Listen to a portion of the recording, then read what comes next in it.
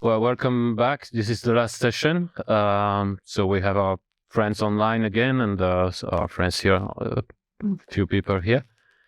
And then those who will watch later as a recorded event, because this is going to be in our YouTube channel, Truth and Transformation Nordic. So we have here, we are three people, as I've been speaking this morning already. I was just presenting myself. I'm the chairman of Truth and Transformation Nordic.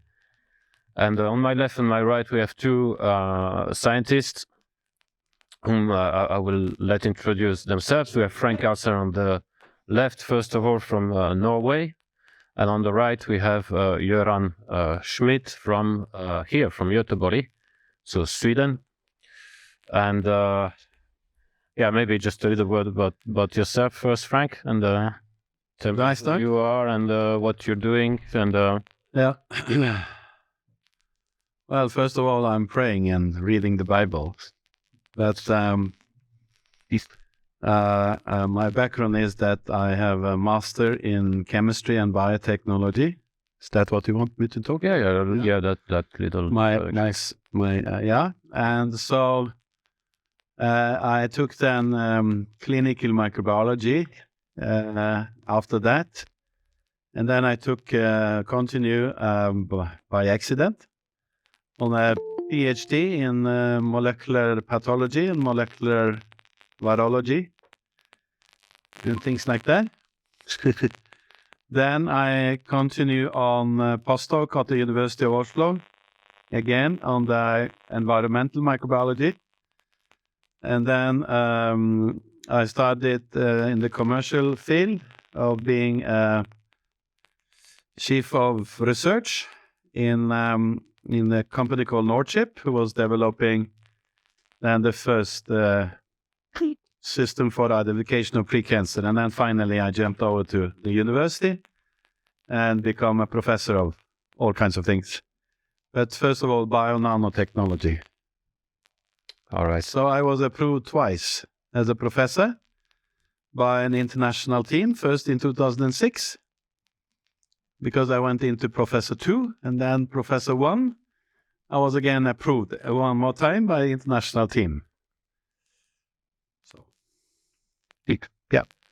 So, do you, Göran? Yes. As you said, I'm here from Gothenburg in Sweden, and I have a master in chemical engineering from Chalmers here in Gothenburg.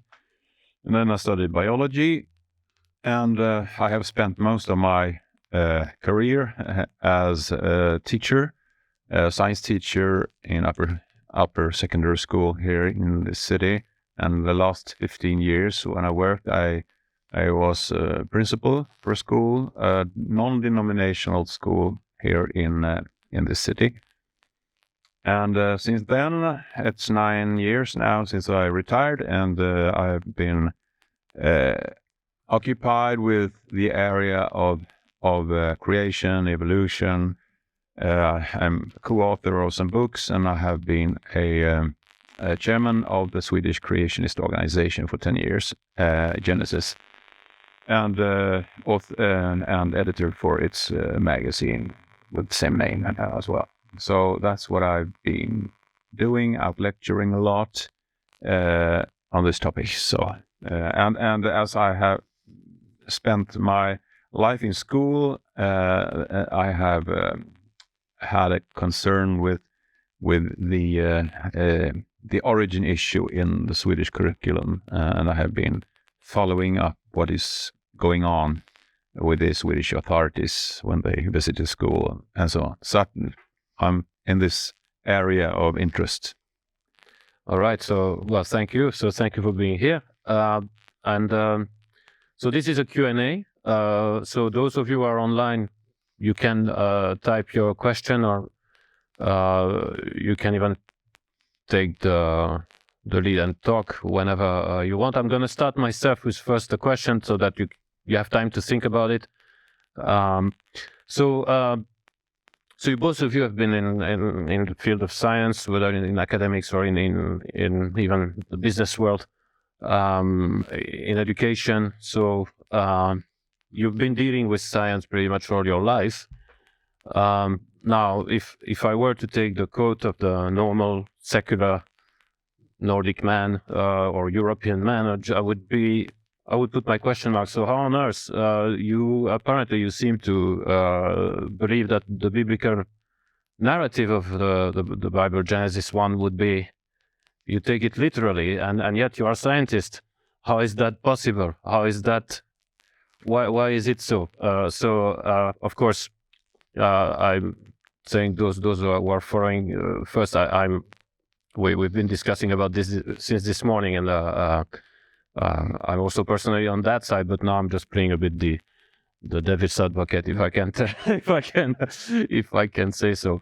But yeah, Göran, maybe you start with that. Yeah, in my case, I'm not brought up in a Christian family. Also, I became a Christian during my own upper secondary school period, and had a classmate. We were discussing a lot of questions, and so in that period of my life, when I was some 17, 18, I started to read the Bible, and was very, very convinced about the truth of the Bible, because it made a very strong impression on me when I read the Bible, and I just felt that this is true. And so I had always been interested in natural sciences, and I went the natural science program and so on. And so I came to kind of to have a critical view of the evolutionary theory that I had always believed in. So right from the start, right? Yes, I came that way. I know other people who were convinced that there must be a God by doing science, but in my case, I started to look at the evolutionary theory with a critical view, from a critical viewpoint, and I think that's the only way to really get a perspective of evolutionary theory. That is to be able to look at it in a critical way. If you don't, which most biologists never do, then they will. I would say they never will get a perspective on the subject. But I did, and so I have been. So that's how I started to get this perspective. I can see both the evolutionary, how an evolutionist thinks, because I have done that myself, and then I can also see the other perspective, and those together, I think that is, it's also it's the same with Fred. It is we both have an engineering perspective of biology. If you're a green biologist, you know your biology, but you don't. Maybe you have a dimension there that you can't appreciate biology as much as when you have an engineering viewpoint as well. That's really. So I don't know really if I answered your question, but yeah, maybe more. You said that you started engaging critically with the theory. So what was your angle of attack actually? How did you start by looking at it critically? How does one start to look at it critically? Maybe I think in my case it was that I read a book. There wasn't so much literature on the subject at that time. This was in the 1970s. But the little I read made me see that there really were two different views on fossils, for instance, and on mutations. I mean, there were two different views on it. When I talk to a biologist, evolutionary biologist today, that person is most often has never ever questioned mutations as a creative force in nature. But I had that really from the start. Kind of. I really started to think about myself. Is it true that mutations really are creative, or because in this book it says that it's a destructive force in nature? So I had both those views, and then I soon realized that yeah, of course, it's a destructive power. So yeah, I think the little literature that there was, I kind of took it in, and with that tool, I could Begin to find your way. yeah, fine. Yeah. I think that was All right. Yes. Now, how about you, Frank? How did it start? Were you born creationist? be frank now. Or before your birth already, or when was it? And how did it happen? And It happened in a prayer meeting at the school in Africa, where I was 9 years old and was filled by the Holy Spirit and was praying for 1.5 hours like a priest for the first time when I was 9. I was floating around in the room afterwards. But later on, I was become a born-again Christian when I was 12, 13. And at that time, I fall away again, and my parents was missionaries, but that didn't help at all. I was questioning, do Jesus exist or God exist at all? That was my simple questions. Do they exist? Are they here? And I just continue asking that question for 14 days, I remember. And then I fall on my knees by the bedside and saying, Jesus, if you are there, please help me. I don't know. I'm so confused. What is?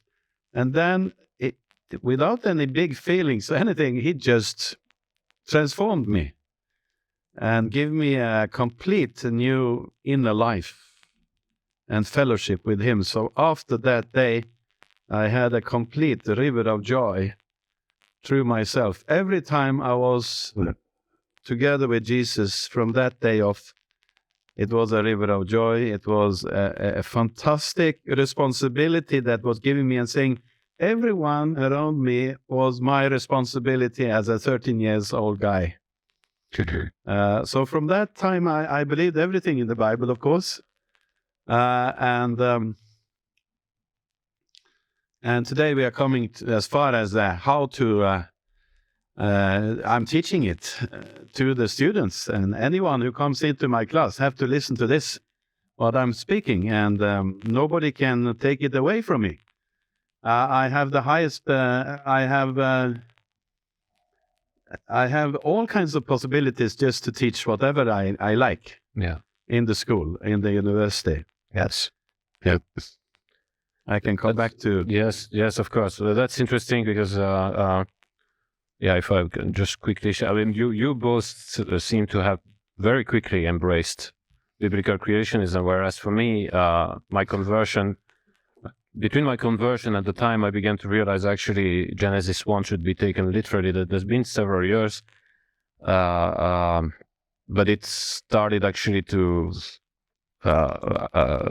fall apart when I began to realize that the idea that somehow the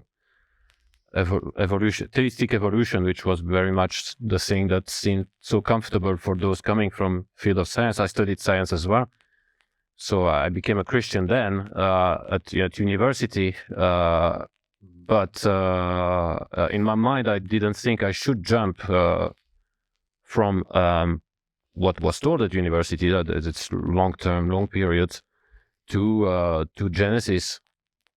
I even remember reading Stephen Hawking, A Brief History of Time, where actually I thought, there's a lot of parallel with Genesis there. If you read, he has like long periods of time that fish came first and then things like that. So he has his own story of the beginnings. But it's really only later when I began to see critiques, actually even not necessarily Christians, who began to actually challenge the evolutionistic approach, and then finally realizing that by default, so well, if they're not even sure, and actually it's not possible to know from science, then we need to accept the Bible by faith. Yeah. So it took more time for me. I've been slower to understanding than you were. But okay, so this was just an introductory question, but now I would like to let other people here in the room or online to ask questions. We have 2 scientists here. I studied science, but I don't consider myself scientist because I've not practiced for so many years. You are an engineer. By training, but really I have not practiced, so I don't know if I can much consider myself as an engineer. I'm more of a theologian today. Yes. Has there ever been a mutation happening in a lab under controlled in a controlled environment that has had any positive effects on a human being and has creating something new? Should I just repeat the question?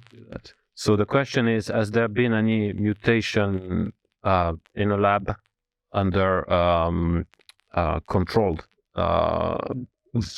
data, or that has created what you said? And it created something new in the human. Yeah, created something new in the human genome. That's the question. So AI and of all the millions of experiments that has been done. Of course, among all the millions of experiments that have been done. So that's a question to Göran. Well, there haven't been many experiments on humans of that kind. It's by ethical reasons. But there are quite a lot of advantageous mutations in humans. For instance, if you like to drink milk, there is a mutation or a couple of mutations that make you don't have to have pain in your stomach. It's intolerance. You can be tolerant to lactose, the sugar in milk, for instance. You might say that's an advantageous positive mutation. But you can also be born in Africa, in Central Africa, and you can grow up because you have a mutation that has affected your red blood cells, sickle cell anemia, which makes you have some resistance to malaria, for instance, because if you hadn't had that mutation, you would have died in malaria when you were little. And that mutation is advantageous under those circumstances. So there are always special circumstances coupled to mutations that are positive or advantageous. But there is also always a negative side of the coin, because for instance, the mutation that makes you resistant to malaria also really makes your blood cells work less good. Yes. If we had it, we wouldn't have been running as fast as we can, or so on. And the kind of mutation that made us being able to drink milk it is a kind of destructive mutation, because there are many ways to the normal thing is that if you are a mammal, you get milk from your mother until a special kind of age, and then you stop drinking milk, and then the enzyme production goes down. The enzyme production for breaking down lactose. But you may destroy that control mechanism in many different ways, so that the control mechanism doesn't work any longer, and the enzyme starts pumping out, and you can drink milk. That is not a constructive mutation. So there are quite a lot of, as I said, positive advantageous mutations, but there are almost no constructive mutation, because all the advantageous mutations are destructive in some kind of way. And this is especially when it comes to bacteria. You have, Richard Lenski has made famous experiments on Escherichia coli, the bacteria in your gut. And he's said there's about one positive mutation in a million. But there are positive mutations even there, but they are of the same kind. They are destructive. They are so the matter is not if it's positive advantages. Is it constructive? And the answer is there are no constructive mutations recorded. There may be. I mean, statistically, it's possible that there should be a constructive mutation, but we haven't seen any. That's so. So they do exist, and evolutionary biologists have really big difficulties on realizing this, understanding this, because in their eyes, it doesn't matter if it's constructive or not. Is it advantageous? That's enough. But you can't build a man from a bacteria by destroying things, even though they are advantages. So that's a long answer to a short question. Yeah. Do you want to say something about that? Yeah,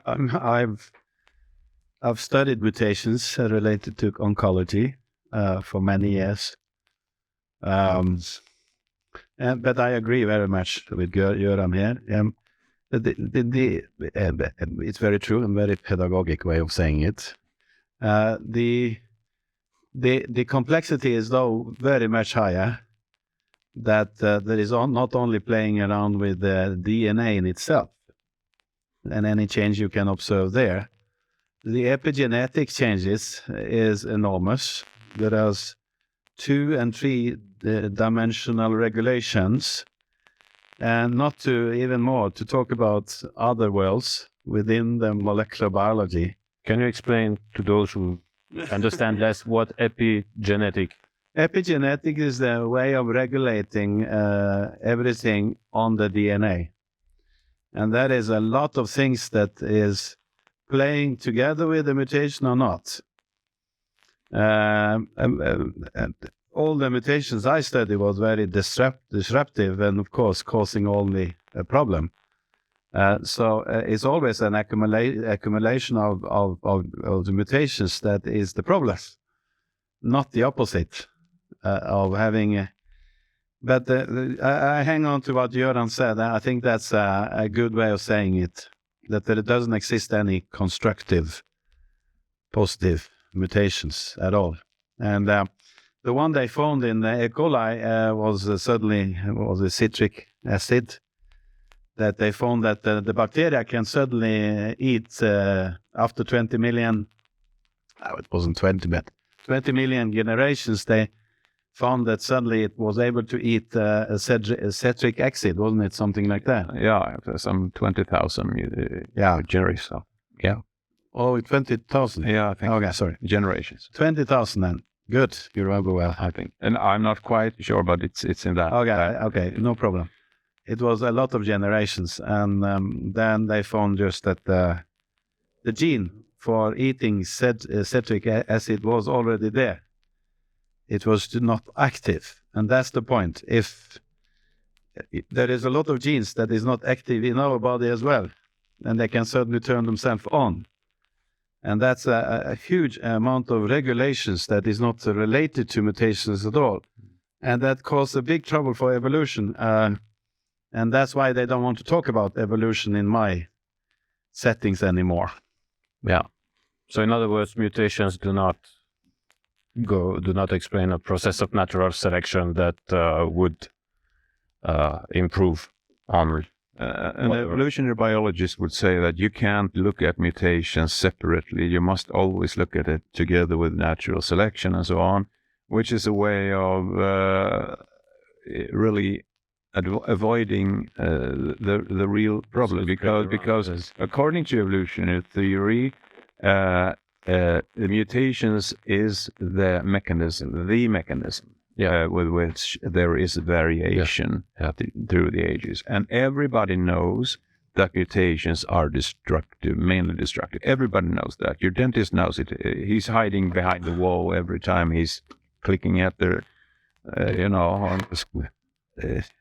what I mean? The X-ray. Yeah. Why? Because he knows that it might affect his or her children if he exposes himself or herself to radiation because of mutations. Everybody knows that. Everybody knows that it has a part in aging.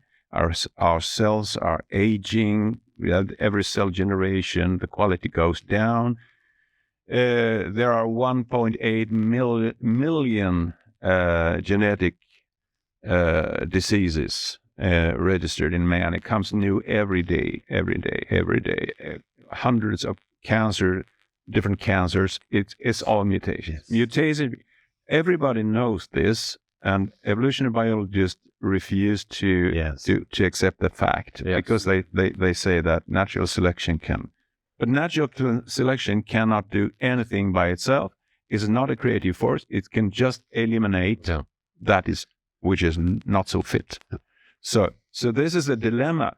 We have an enormous amount of facts when it comes to the mechanisms of evolution that really says expressively evolution cannot work. Yeah. And in spite of this, we have a school curriculum that says that evolution is to be the way to explain. Can I just say something which is before the next question? This is very fascinating for many of us, because I'm teaching one subject called how to build bacteria. How to build a bacteria, or you can also ask how to build a protozoa or a amoeba, histolytica. Amoeba, yeah. How to build it, okay? So I go through the process of building up. You are not allowed to do any copy. You have to build it up from the start, the whole DNA and everything inside. And we go through the process of building up a bacteria. From the start, from the beginning, all through everything in the bacteria. And of course, everybody discovers this bacteria, this and this amoeba. It's extremely complex. So this is an enormous, hopeless process of trying to build a bacteria that is 0.001 millimeters size of a size. So it's so obvious when I try it, and I really go through all the things in the bacteria from the beginning to the end. The design, the construction, how to move everything together, how to make it start function, how to make the membranes work, all the contents in the cytology part, internal part of bacteria, so how to make it work. And I can tell you, people are very convinced that this cannot ever happen by itself. But your colleagues, would they agree? Your students may agree, but The colleagues, they may talk about adaptation and things like that, but the main problem I have today is I cannot find anyone who can discuss with me anymore. Mm-hmm. They are not. They don't have. They are so afraid of starting discussing. Other professor colleagues, they are so afraid that they don't want to talk about it. Because they don't want to put themselves into the knowledge because they are afraid that I'm talking about the truth. Yes, and that's probably the general situation in the academic world in Europe. I see a small finger up. I think Peter was Peter first. Well, yeah. I was just since Cédric has spoken and I had said something. You and Frank, if you'd like to comment on what you've heard today, you don't have to, but I would like to give you the opportunity to reflect on what you heard. So the question from Peter is, I was speaking this morning, for those who haven't followed, was speaking this morning on the philosophy behind science and why, in fact, evolution is not even a theory, properly speaking. Then Peter analyzed the Swedish law, in particular, the School Act of Sweden. So there were two various speeches. If you haven't followed them, they will be on YouTube. But now Peter is asking to both of our scientists to comment on that. So this time, Frank. He first. Yeah, Göran has studied all the time. So Well,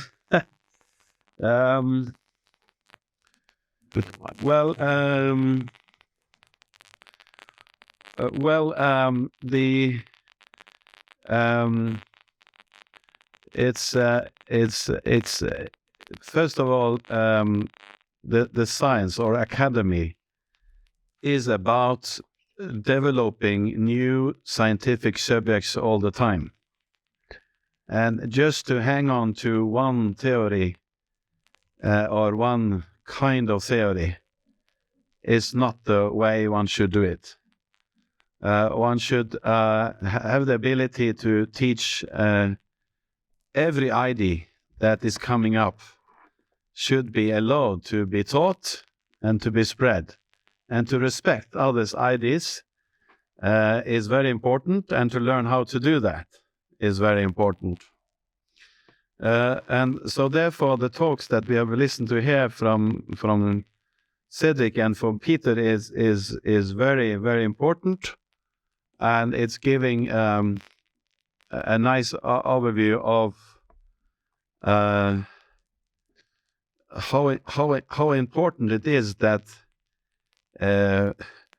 we first of all don't forget that it was the church who started the education, and how the church also developed the schools from the beginning. The first school of the Apostle of Marcus back in Egypt, in Alexandria, up to today. And that's an enormous interesting learning that more or less every part of the school and the academy is in fact based on the biblical worldview, and therefore I think what we have heard here, and I support very well, is that the theory, I don't understand the theory of evolution, and I don't understand that it is a theory or a hypothesis. I can't understand it. It doesn't fit to my practical scientific world. It doesn't fit to any practical solution of technology. I cannot use it anywhere. It's not opening any doors to new scientific topics at all. It's the opposite. And I found out that, for instance, the RNA world, which you have heard now, there have been 2 Nobel Prizes in medicine on RNA the last 2 years. The evolution theory is just closing the gate or the door into the RNA world, and it has done that for many years. That's why I dislike very much this theory, and I think that we need to come up with many new interesting theories also from the secular side, hopefully. Yes. I would say, when you said that evolution has no implications or is not usable in the scientific field, I think you mean the macroevolutionary perspective, because what is called microevolutionary processes like mutation, selection, and so on, which is something that even creationists agreed to, has implications, medical implications and biological implications, but the macroevolutionary perspective has only applications in evolutionary biology, but no other areas at all. So, because if there were any evolutionary biologist listening, he would say that he would protest that you said that it's not able to use any of the evolutionary knowledge, but of course, with microevolutionary processes. We're talking about macro in the long perspective. Yes. Micro and small, the variation and so on. Now, when I was listening to Cédric, I was thinking about this. You said that natural science was born in the Judeo-Christian part of the world, and it couldn't have been born in any other modern science. Modern science. Yeah. And I read somewhere about the biblical foundation for that. You mentioned that God is rational, and so the world should be rational, and that was one reason for one of the important pillars for science. And then I read also that the biblical story of the fall is also important in that, because you said something about the prophecy should be tested. Yes. But it's that man is a fallen being, which is a very important pillar for the scientific method, which is that you propose a hypothesis and you test it, because you can't be sure that it's right, because we are fallible humans, and so we should allow other ones to test if it's right, and so on. So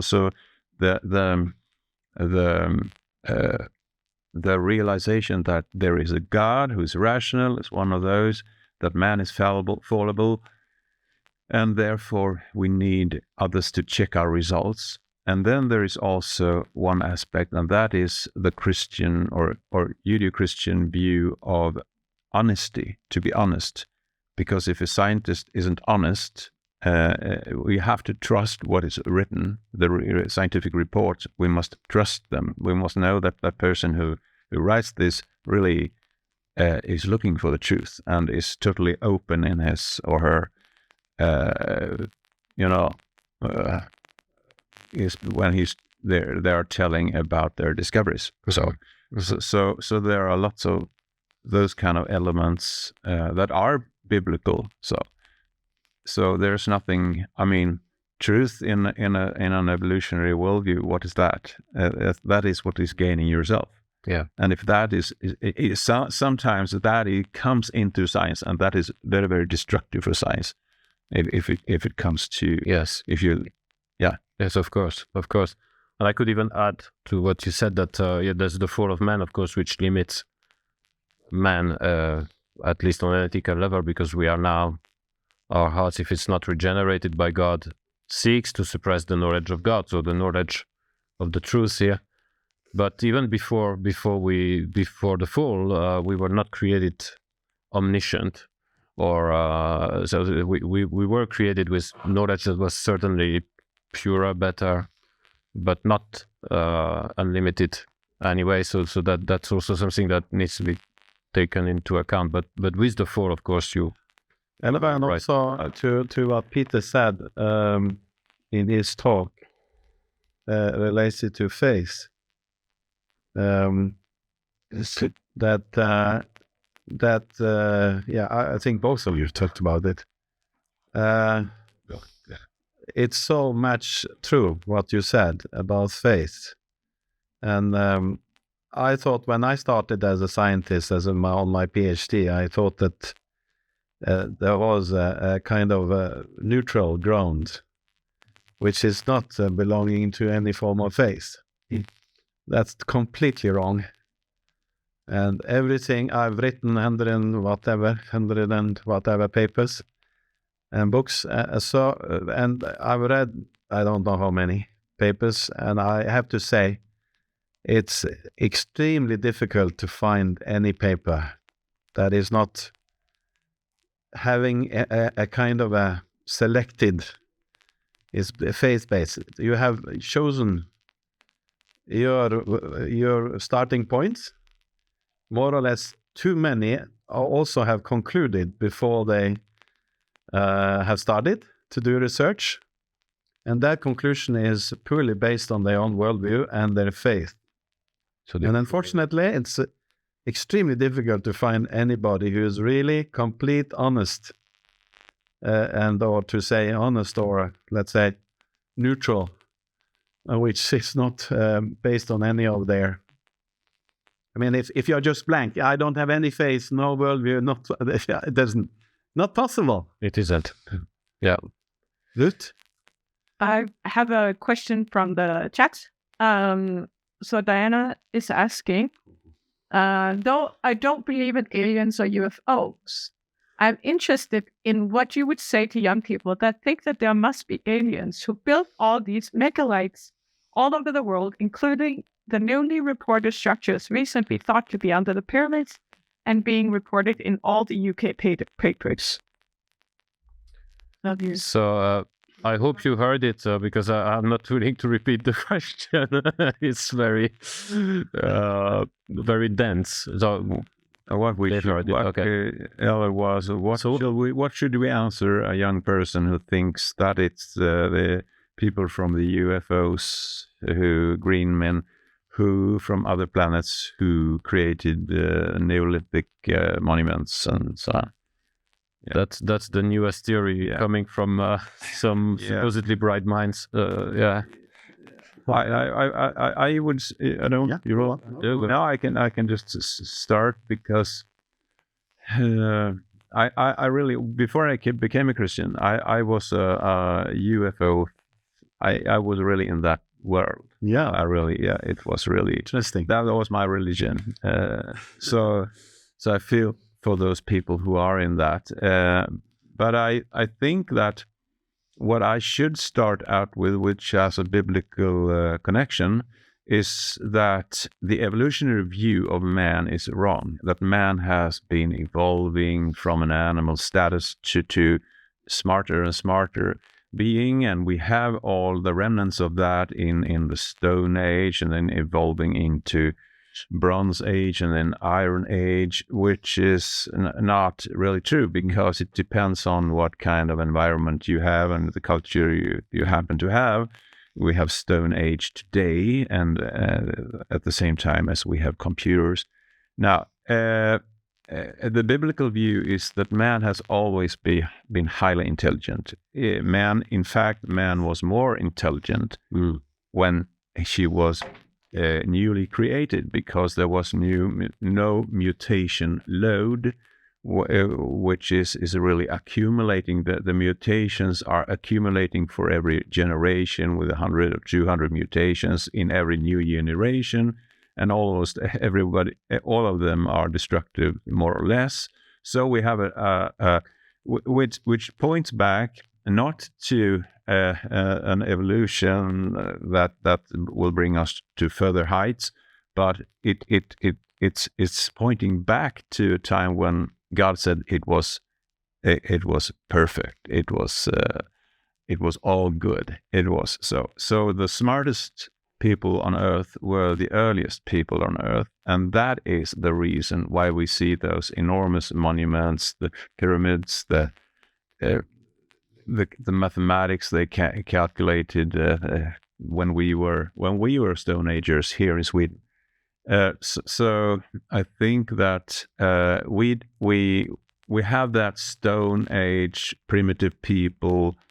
We think in those terms because of the evolutionary education we have had since we were small. But in fact, the earliest people were so intelligent, so smart, and so old, so they could accumulate enormous amount of knowledge. So I would say that you should study and start to appreciate how intelligent the early peoples really were. And that explains those technologies. All the technology they had thousands of years ago had corroded away. The metals have been oxidized and so on. So we can just see those small remnants of those cultures.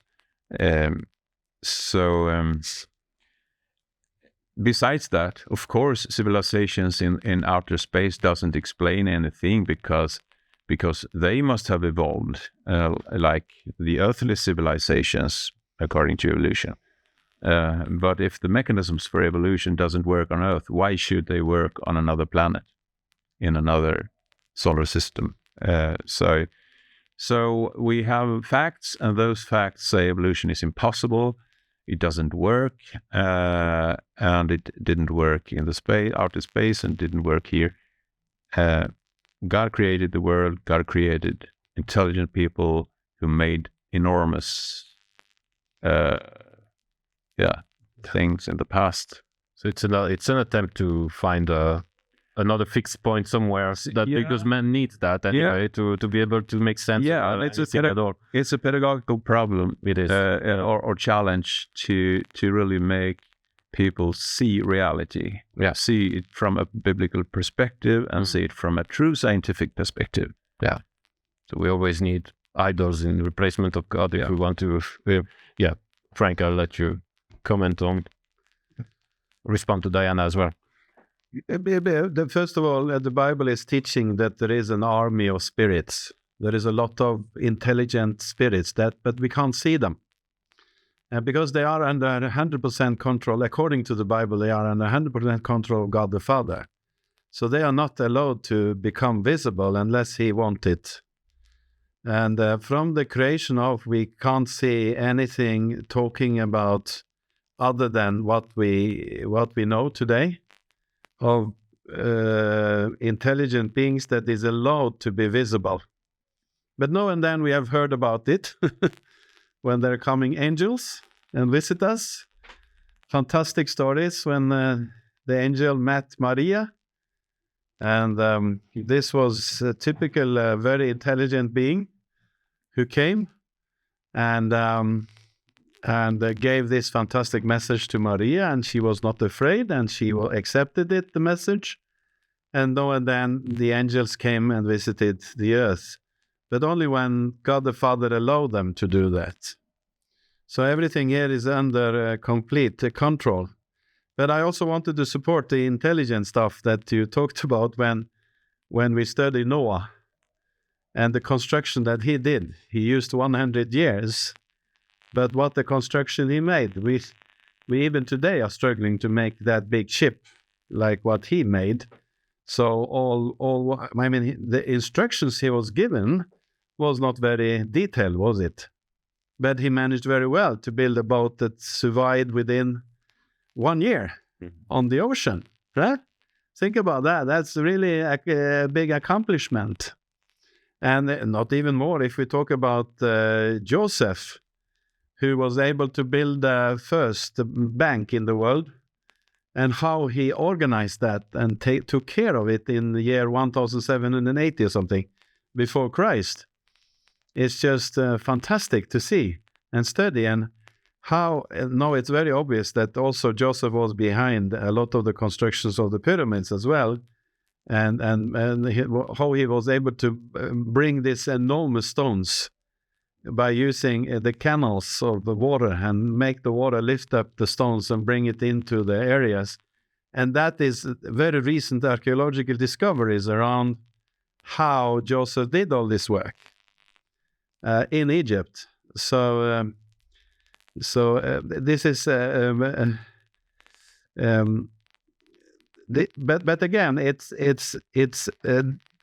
allowed by human beings to be acting on this earth, and not a lot of other species or any other aliens or anything.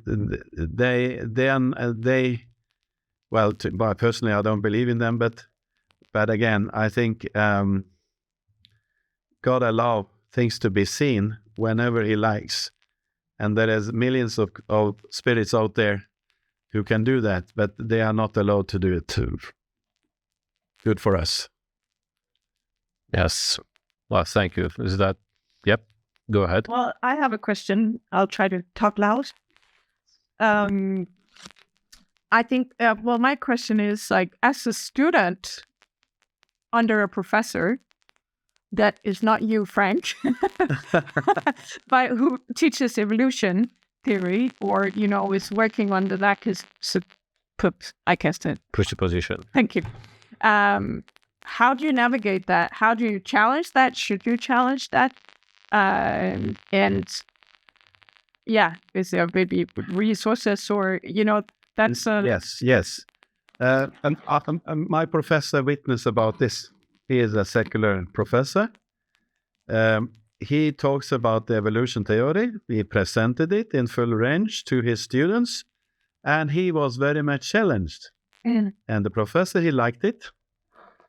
because he wanted to hear that kind of stuff. And they really challenged him, because more and more of the people from the global souls, from Hinduists, from Buddhists, from Shintoists, all kinds of religions, they challenge this worldview that these evolutionists are presenting, which simplify a lot of stuff, which they don't think is that easy. It's not that simple. So this was people from Asia and Muslims who challenged him strongly, and he didn't have any answer to them. But that's what he told me. He didn't have any answer. You see? So, yes, please challenge him. Challenge the pastor. Yeah, no problem. Do you have another question from the no? Then I have something to say or to comment and ask you. Good. So we've talked a lot about mutations. That it seems like overwhelmingly clear that mutations are mainly destructive, if not entirely destructive. But you've said that the people, at the time of the Egyptians and so on, earlier civilizations, but people were more intelligent than our generation today. However, if we look at the history after Jesus, we realize that civilizations there's been a sense of progress from Greece to Rome to Christendom. Now, if progress cannot be found in us because of these mutations, can we say that the source of progress, and that's the thing that I'm really tempted to say, that the source of progress that we've had is because the only place where we can actually have positive mutation is what the Bible says, that we are being renewed. Our minds constantly, we going from strength to strength, so that because we are at the source, that is Jesus Christ, who has restored us, who has saved us, restored us. Yeah. Is that the only? Could we then come to the conclusion that this is the only explanation why actually we've had a progress in civilization? Since, I mean, of course, I believe it to be the case. But go ahead. I will say, what's that in English? I mean, printing, book printing, publishing, printing. Yeah. I mean, that is a thing that has had an enormous the printing press. The printing press, yes. The ability to document results, accumulate knowledge by being able to write and read has been the latest couple of hundreds of years. That has been a key to development. And then the computer was there, and it has expanded our abilities enormously. So we see an exponential growth of knowledge and applications from different areas of science. And with those tools, we have compensated for the physical loss of fitness. So there are some interesting results, because there seem to be a correlation or between the speed of reaction when you're dropping something, you grip it, and it takes some tenths of a second before you can catch it, and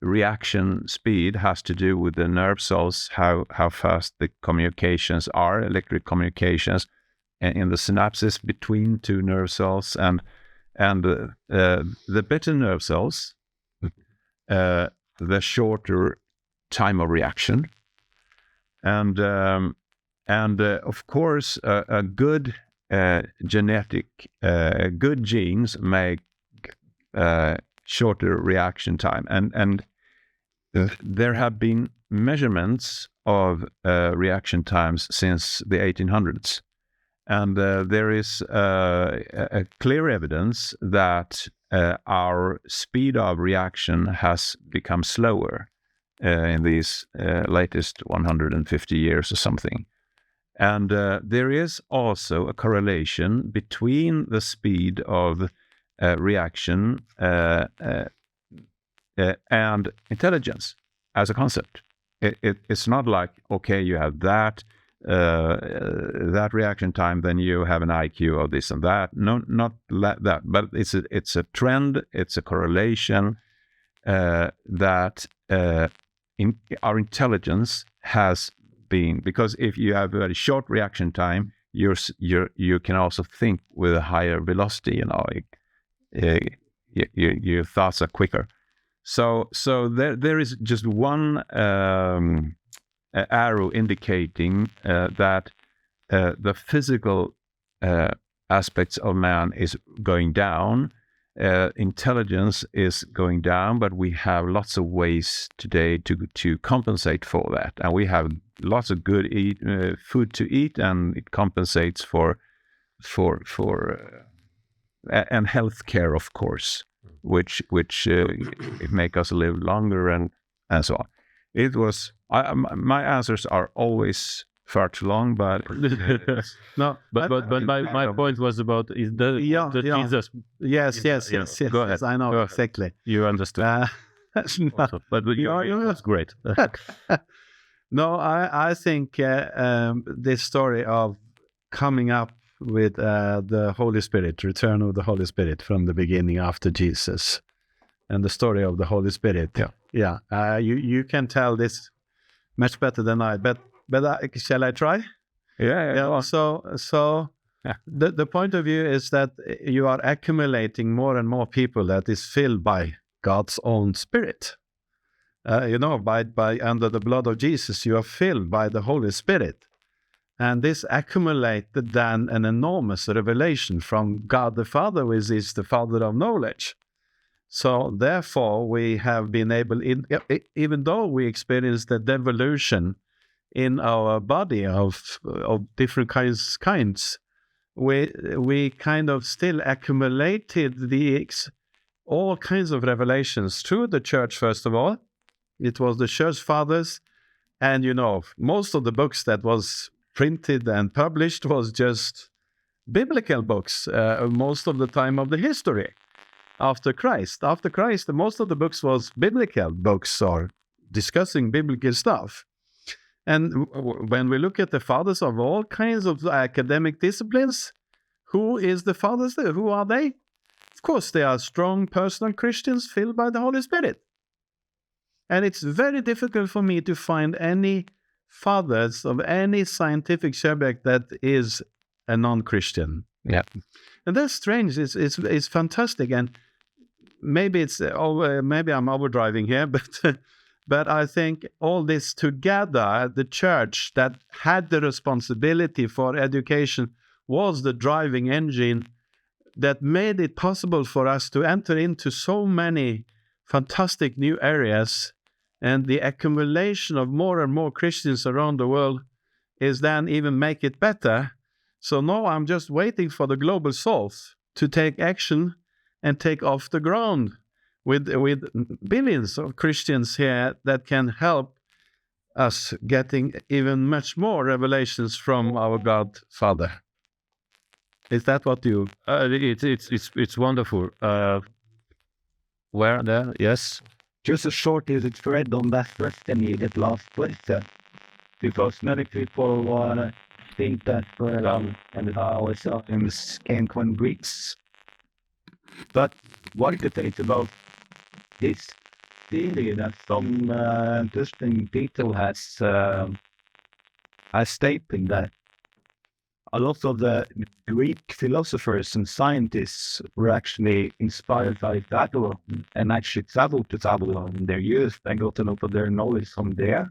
To choose And the Jewish people. in Babylon, the educational schools and systems were based on the biblical model, tracing all the way back to Solomon, and was maintained by Thaddeus and the science in that area. So also the Greek philosophers basically can be traced back to the Bible, and also all the Jewish synagogues in also the Greek areas that that's you gain in the Greek philosophers the foundations for the creating absolute truth and the universe that could be figured out by examining because of God that didn't possibly do that. All right. So, What do you think about that? so the question is, what do you think about the theory that? Well, I mean, the general belief is that science comes from the Greeks. Obviously, there was science developed among the Greeks and a lot of philosophy going on there.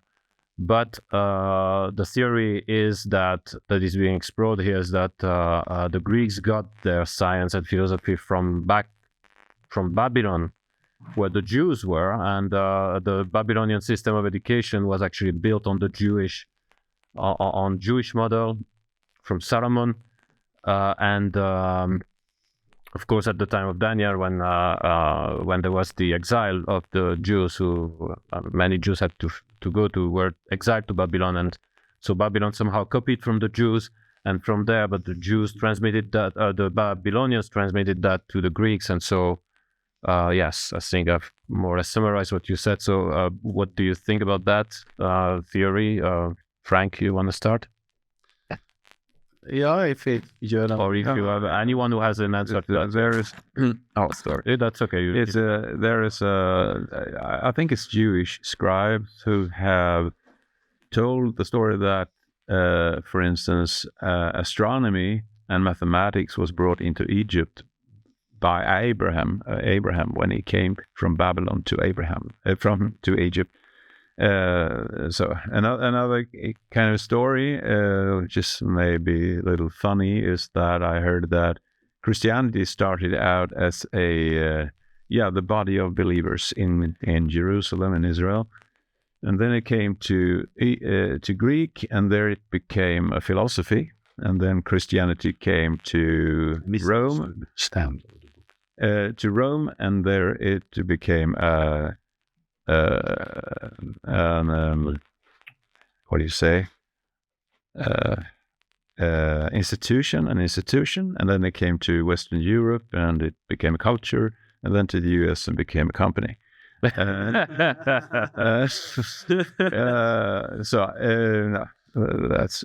I think the Dead Sea Scrolls is one way of talking about it, isn't it? There are two Jewish groups behind the Dead Sea Scrolls. First, the Essenes, and Essenes. I want to do research on that more in depth, and I strongly believe that they came from the time of this kind of library that they built up came from the time of Jeremiah and Josiah, and also in the period of Babylon. And I think there was a huge amount of scholars in the area, of highly intelligent scientists in the Babylonian area. They also have a special name, I don't remember them. But there was a huge group who discussed a lot and was together. And some even saying that the three wise men who came to Jesus to see him as a baby child was from that original group. But as you said, also building up from a tradition of Solomon also. And the libraries that was created was probably enormous and was present in all these times. Should have been rediscovered. And I think that a lot of false science have been done, research, to kind of hide all this enormous amount of knowledge that was present from the Jewish population and the Jewish people. Fascinating. Well, I think school situation, we have to talk about the school situation as well, I think, in Sweden. The Swedish school curriculum and all those things. No, I just thought that put on the agenda. I don't know. Yeah. Yes. So, and yes, we get there sooner or later. It's just. But we can just. 5:30. It's 5:30, so we still have half an hour. I mean, I was thinking now this is the concluding remarks. I'm sorry, I had the idea that it would be until 5, but okay. So we still have a bit of time. So you wanted to? comment on the Swedish school system, the current Swedish school system? Yeah. Well, I have collected a lot of facts about that in our magazine Genesis, and the December issue of that magazine. You can find it on our website, genesis.nu.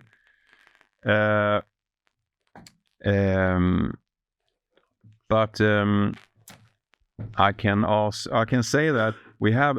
I mean, all those things that we have been talking about now are things that we know is quite self-evident. We know that the evolution doesn't work. We know that Christianity has played a big part in establishment of science and so on. But we have a problem because our authorities are not aware of that, and people who have been writing our curricula, they have a quite different view of things. They think that evolution, that a scientific worldview is synonymous to an evolutionary worldview. They think that is the same thing. They think, therefore, that creationism or creationary ways to explain things on a biblical basis must be pseudoscience and not real science. And even worse, they think that even critique of the evolutionary theory is also pseudoscience. That is the mindset that we have in those people who have written the syllabus and so on, and especially inspectors who are out of the school.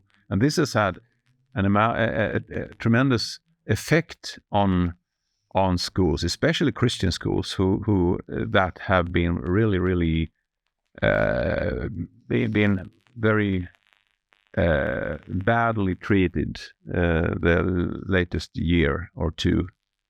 We have seen much of that, and that is a problem, because today Christian schools dare not invite representatives for creationists, for instance, which was more common earlier. But the latest years, a Christian school dare not do that, because of fear that the inspector would remark on that. Secular schools are not as fearful. They do invite. Next week I'm going to a secular school talking to the students. But that's a problem. That the confessional schools dare not be as bold as secular schools today. So there's a large complex of problems, and this leads to the fact that parents cannot, which the European Convention on Human Rights tells that every parent should be shall be able to send their kids to school without being afraid that the school would teach them things that go against their own beliefs or philosophy. That's what the Sweden has adopted that in that convention. But the result of the actions of the school inspection has been that that children in Swedish schools are really they can just get the naturalistic worldview, and they will and there is a problem. So last week, I can just inform, we had 70 Christian active members of the Swedish Parliament had a copy of this magazine, and we are really praying and hoping that they will realize that something has to be done. So that's a bit of my school perspective. Yes. Something has to be done. God is doing it, but He uses us. Is it maybe a case that we should before talking about evolution true or false, after what also has been discussed today, that isn't it a case maybe that we should go and challenge the state authorities with their definition of science in the first place? To say like, well, what do you talk as you authorities talk as about science as something neutral, something fixed, something that speaks for itself, where in fact really what science is what used to be called natural philosophy. It's a philosophy, so it's something that is informed by the worldview that you have, which is grounded on your beliefs about the world, even if it's maybe the majority belief of this, but it's still the majority of the population believes that it's still a belief system. So there we fall into the field of religion, and so since that's true, by imposing the theory of evolution as scientific, what you are imposing really is your religion. So you're making Sweden a totalitarian state on the religious ground, just as Iran wants to be an Islamic state, or North Korea a communist state, and then Sweden wants to be an evolutionistic state. I would say in terms of the education, it should be evolution. So it's humanistic. So maybe there's a discussion, a challenge about their definition of science. What would you say about that? We have a problem because most people in the academy and politicians, they think when they hear the things that we have been saying here, they say, "Oh, that's just a creationist's view," and they are minority, and they are silly, and religious fundamentalists, and so it just don't bother. What is needed is that the majority of people, that we have a common education, that we can really, because our arguments are waterproof, but we have to get our arguments out so that everybody can hear them, so that everybody can realize that mutations are something we have to take care of, and not a creative force, and so on, we talked about earlier. So we have to educate our people, especially young people. We have to, I said that to somebody here before, that we have in our organization, we have really put our focus on quality for many years now. We have produced a lot of material, lots of good material, really scientifically really relevant material and so on, but we have some we don't reach out with it. Now we have to go on quantity. We have to reach out with the material that we have, the facts of evolution critique, of how enormous the arguments for design is. We have to trumpet that out, really, by all means. So now we are trying to get out radio podcasts, yes, short videos, to especially reach a younger generation with our message. Yeah. And so without that, I think we will remain a small, isolated group of people who know what's true, and that is true. We do, but to really change society, to really affect our society, we have to go on volume as well. Yes, and so that's. And I would say I've read a little bit in this one here, and I'm very impressed what's in this journal here. And I would, as a professor at the university, I would recommend this to all the parents of Sweden to read. And I hope we also can get it into Norway somehow, because we are really in, we are not in that trouble, but we are in real trouble also, to a certain extent. The problem is that since the Christian songs has gone out, they stopped singing. since you are not allowed to pray anymore, the prayer is gone. And I think how can the authorities dare limit the possibility of teaching and understanding and the spread of knowledge into the school of Sweden?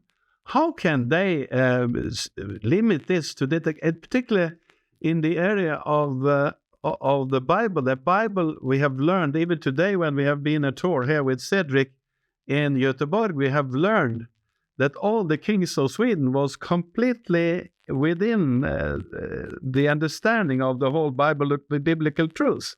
And we can see citations all over. And it's so obvious, clear, that the whole society of this Sweden here is based on the Bible. So how on earth, why shouldn't the children of Sweden then get the full understanding of the content of all this influence? I don't understand. So I hope that the authorities now taking this book, in particular, reading it carefully, and then you understand very much how you should go ahead related to the influence and the influence of how fantastically positive it is to spread all kinds of knowledge within the Bible, singing Christian songs, have lectures about the biblical account. It's so fantastically positive and so fantastically transforming and important for the children of Sweden. Well, since you're on the advert, so I repeat again that what you presented. So this is a magazine produced by the Scapper, not by Genesis,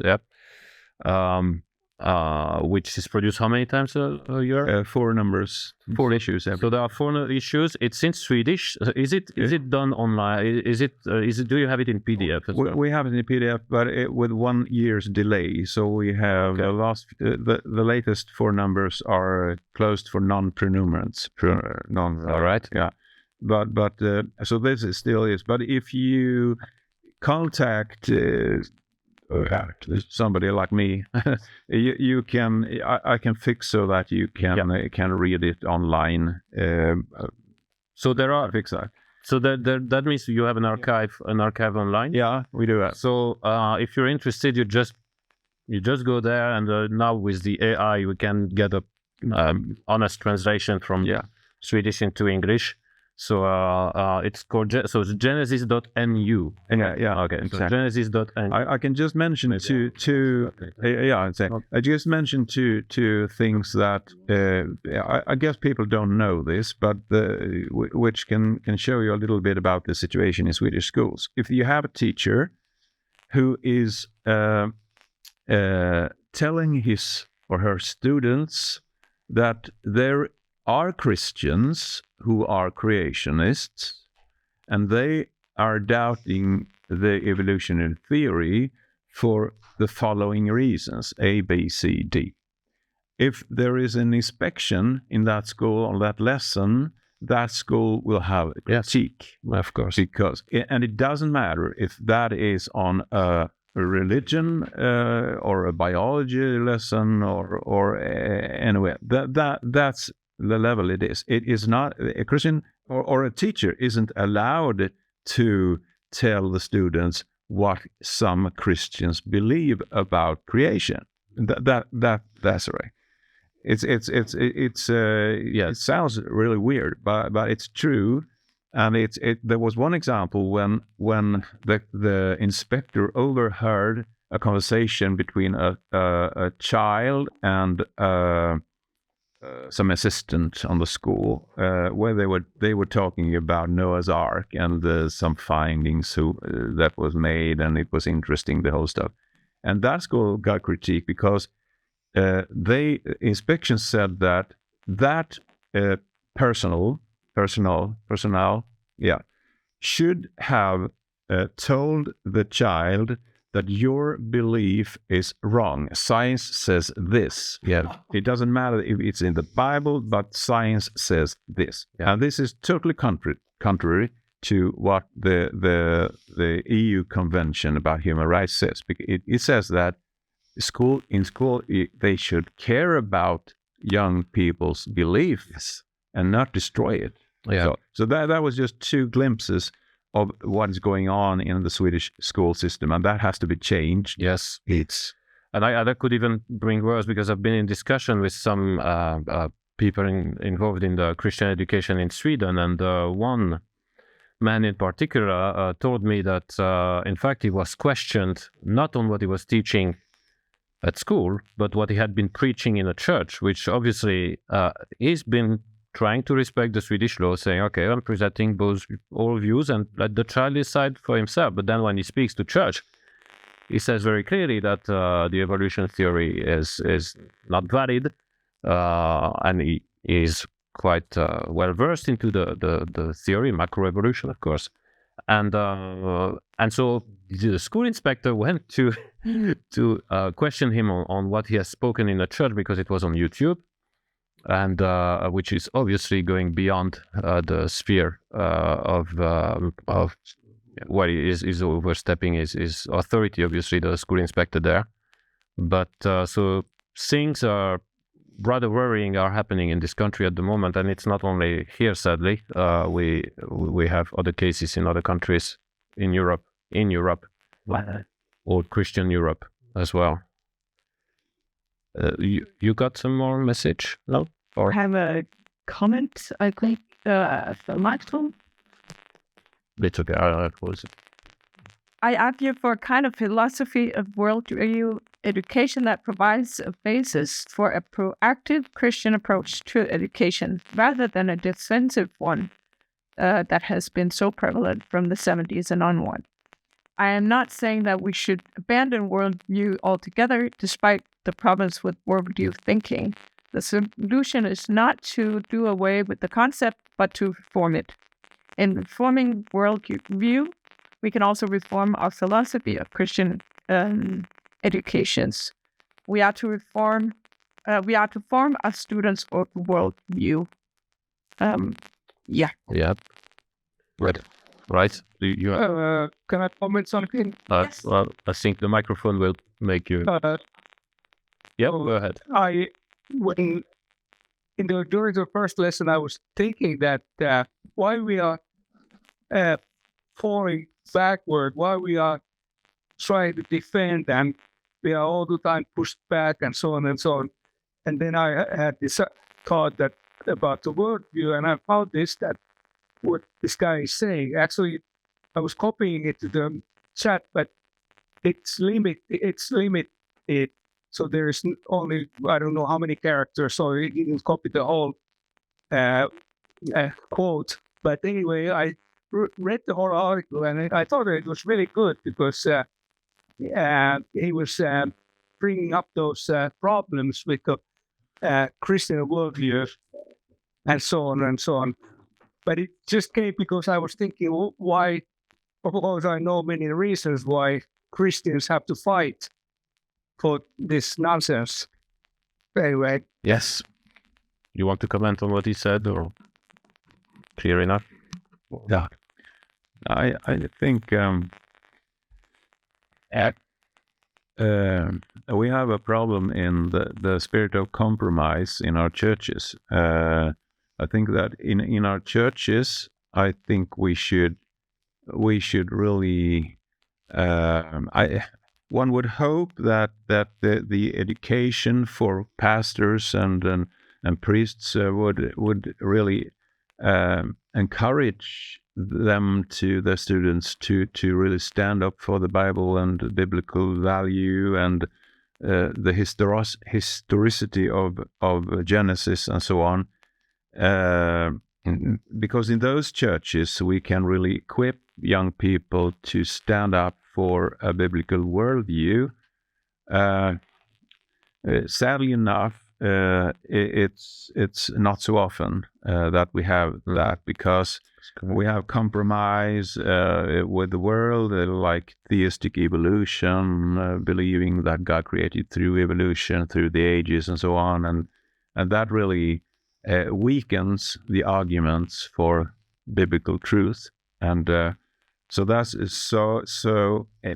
and in the Christian schools, we have very few, very limited possibilities to be bold about the Christian worldview, because we have the school inspection next door. So I think that the churches will have a big role in the future of equipping the young saints for new generations. So I know my answer was rather Was excellent. It was excellent, your answer. Yeah. No Jantenagen here. Oh, yes. So we will have to close for the books. So, Yeah. so I think you should close now. So wants to do it. I wanted maybe to show it because it's going to be also on YouTube. So well, that's a perfect word to. And so therefore, as you've heard, I mean, if you're a church here in Sweden or in Finland, Norway, Denmark, you have nice people here that can talk very well about the issue. Please invite them. These are the people that can really equip you to, and I'm looking there at the camera, these people can really equip you to think Christianly about this issue of science, but also to bring back this biblical worldview. And we really need that. It needs to start from the church. If the church doesn't take it, then who will take it? So we really need the church to wake up. Yeah. And as I said, Frank, Göran, Peter, even myself, I could also please contact us. And I can say we have an offer. We have had an offer for 2 years now or something, that if you have a youth group in your church, we come from Genesis and have lectures and so on, or sermons, and we have do that without cost for the church. We pay for it. We pay you for coming there, for going there, because we are so really, we want to get out with this message. So it's not an economical issue. We pay for coming to your church and your school or anything. yes. Just so you know. And so I want to give you some more information, some more practical information before we close the camera. We close this online call. First of all, so we have a website again, www.truthandtransformationnordic, all in one word, truthandtransformationnordic.com. And there, please, if you are interested with what we're doing, please sign up to our newsletter. You'll receive it once a month. You have nice articles about the biblical worldview, in fact. We also invite you, ask for your also financial contribution, if you can, to help us continue these kind of events. We want to go around in the Nordic nations to be able to host this kind of events and to be able to bring out this knowledge, this fantastic knowledge that we've had here, that you've heard. And I have a few resources to recommend to you. First, 2 resources that are specifically linked with today's topic, Bible and science. First resource is actually a book edited by one of the 2 editors is in fact part of our organization. It's called Ola Hörscher. He's a Swedish professor of mathematics. It's called Biblical Creation on Solid Grounds. And you can find that on the STH Academic. It's a book published by STH Academic. But I think the resource is actually, you can find the link also on our website. Another, and actually forward by Mr. Frank Karlsen here, so that's very important to get the book. Another book, an excellent book also on the issue that we've talked about, is called Game Over Darwin, The Revolution in Origin Science. It's published by Luominen. You have also the link on our website, and so you can get that book. And it's a pretty impressive book which analyzes the theory from many, many angles. Dedicated to young people. And it's also, yes, it's very attractive for young people. In fact, my daughter has that book, and she almost sleeps on it every night. So she's sure that I don't steal the book. So it's an excellent book. We have some resources. First, I'm going to look at the resources in English that are more to shape the biblical worldview. First one is called Truth and Transformation, a Manifesto for Ailing Nations by Visharman Gawadi. We got the name of our organization from this book, in fact. Truth and Transformation, Nordic comes from Truth and Transformation. This book, which brings the theological aspect of that builds the biblical worldview, a must-have, really, a must-have. So Truth and Transformation, a Manifesto for Ailing Nations by Visharman Gawadi. Another book by Visharman Gawadi, which is really a game changer, called The Book That Made Your World. Visharman Gawadi is a Indian Christian philosopher who looks at the West from his Indian perspective and really sees that us Westerners, in fact, we needed some people from outside to show us, like, look, universities and hospitals and so on, all of that, you have them because of what? Because of the impact of the Bible in your society. So The Book That Made Your World, How the Bible Created the Soul of Western Civilization, a must-have, absolutely. It has changed my own life personally, I have to say. There is a book that is edited partly by Visharman Gawadi and David Marshall called The Third Education Revolution. It presents a vision to reform education, to take back education in the church in our time, because that's the critical part. We need to get back this education mandate. It was initially the core, God called the church, never called the state, called, of course, the parents firstly, and the church has to assist the parents. And there is here a plan, a vision, basically. And it's based on that vision also that Truth and Transformation exists, Truth and Transformation International and the Nordic branch which we represent. So this book as well. And then we have a book that in fact is translated in 3 out of the 4 languages. In English, it's called This Book Changed Everything by Visharman Gawadi again. I have here the Swedish version, which is called Boken som förändrade allt. I hope it's the correct pronunciation.